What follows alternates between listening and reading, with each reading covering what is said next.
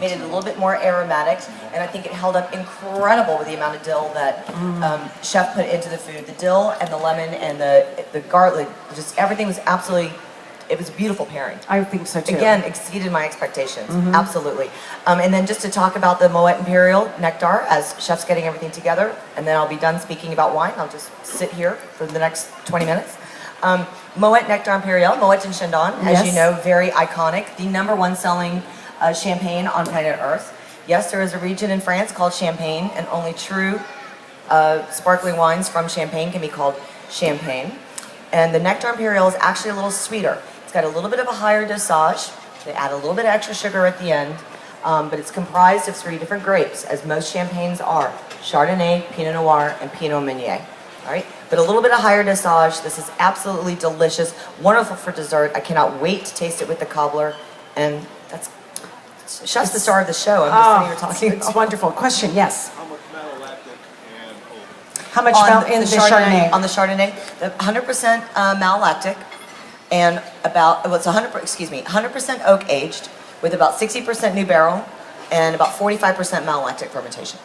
So about half mallow, 100% barrel fermented, but only a percentage of that is new, not too much. Which is why it's a kind of a framework of oak. Correct. It's not overly oaked. It's not all brand new toasted oak barrels. So very much like a chef, the winemaker decides every single year, what do I need for what the harvest is coming in?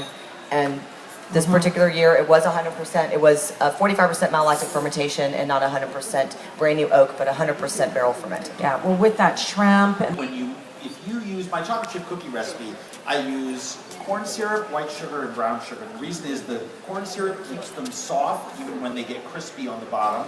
The white sugar gives it sweet flavor. It will look almost identical when you do it, but not With exactly. Andrew Zimmern. Because of the Onyx warmth of magazine. this bowl.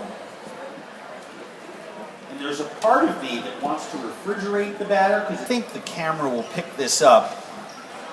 oh yeah. But one of the things that it does is when I layer them in a shallow pan like this, that batter actually goes down into it. So there are parts of it that are like soupy, cakey,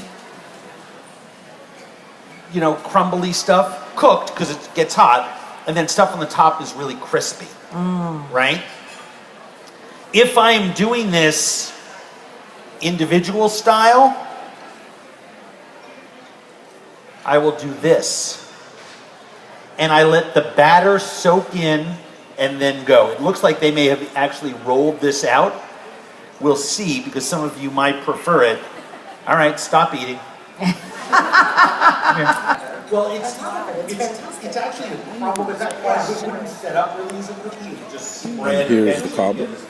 Like almost a teal-like thing. But what this does, Paired with the champagne. it has its own gravity, and it allows it to breathe. You can see the bubbles there. This is what we're looking for, the pearls of the champagne. Yes, it's what. Yes, sir. Before you put the egg yolk in there, what did you use to get it all bound together? Before you put the egg yolk in, what had you done?